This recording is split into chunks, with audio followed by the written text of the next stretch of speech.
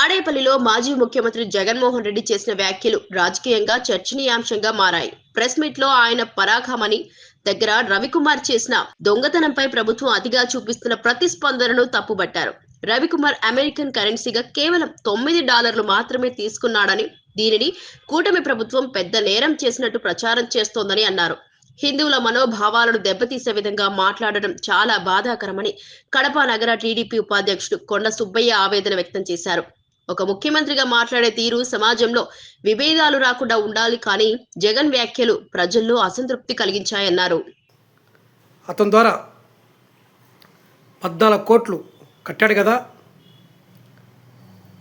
అంటే ఆయన 9 పేపర్లు తీసుకుంది అంతే, $9 దానికి 14,000 కట్టారు కదా అని చెప్పడం ఎంత శోచనీయం.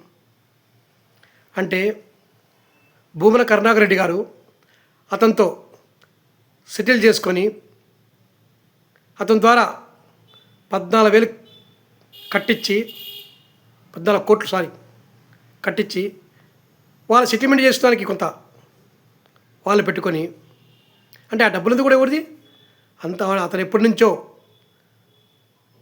దొంగతనాలు చేస్తూ ఆ డబ్బులు ఇంచే దగ్గర అదే డబ్బులు తిరిగి 14 కోట్లు ఇక్కడ, మరి అక్కడ సెటిల్మెంట్ చేసే వాళ్ళకి ఎంత ఇచ్చారు అది వాళ్ళకే తెలుసు.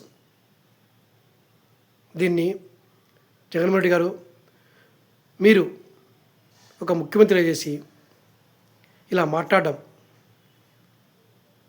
చాలా బాధాకరంగా ఉంది. మేము కడపవాసులుగా గతంలో మీ నాన్నగారు కూడా ముఖ్యమంత్రిగా చేశారు, మరి ఇంత దారుణంగా ఆయన దిగజారి మాట్లాడలేదు. మరి మీరు ఎందుకో అది మీకు చిన్నదిలా కనిపించి, దొంగతనం చిన్నదే దొంగతనమే, పెద్ద దొంగతనమే. అతను మీరు నాకు అర్థం కాదండి, అతన్ని సమర్థిస్తున్నారా?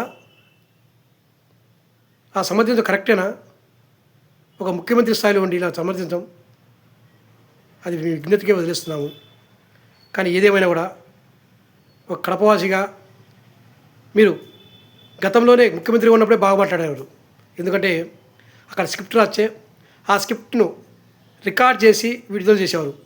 కానీ మీరు ఈరోజు మీరే వచ్చి ఏదో కొంతమంది మీరు సెలెక్ట్ చేసుకున్న